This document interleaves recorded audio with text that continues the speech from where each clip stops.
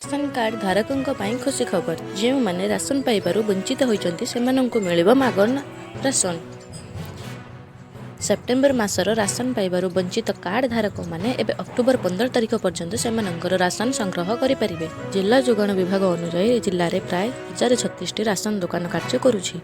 ପ୍ରତି ମାସରେ 1.45 ଲକ୍ଷ, ରାଜ୍ୟ ଖାଦ୍ୟ ଯୋଜନା 2.20 ଲକ୍ଷ, ପ୍ରାଥମିକ ପରିବାର କଲ୍ୟାଣ ଏବଂ 15,172 ଅନ୍ତୋଦୟ କାର୍ଡଧାରୀ ଏହି ଦୋକାନଗୁଡ଼ିକରୁ ରାସନ ପାଆନ୍ତି।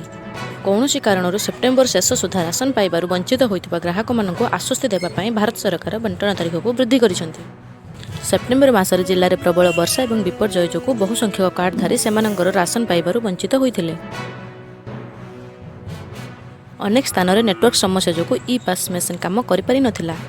ଭାରତ ସରକାର ଏବେ ବଣ୍ଟନ ତାରିଖକୁ ବୃଦ୍ଧି କରିଛନ୍ତି ଏବଂ କାର୍ଡଧାରୀଙ୍କ ପାଖରେ ରାସନ ପହଞ୍ଚିବା ନିଶ୍ଚିତ କରିଛନ୍ତି।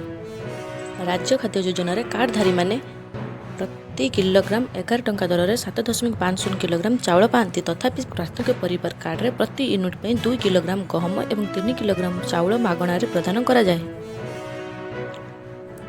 ଏବଂ ଅନ୍ତୋଦୟ କାର୍ଡରେ 21,300 କିଲୋଗ୍ରାମ ଚାଉଳ ମିଳିଥାଏ।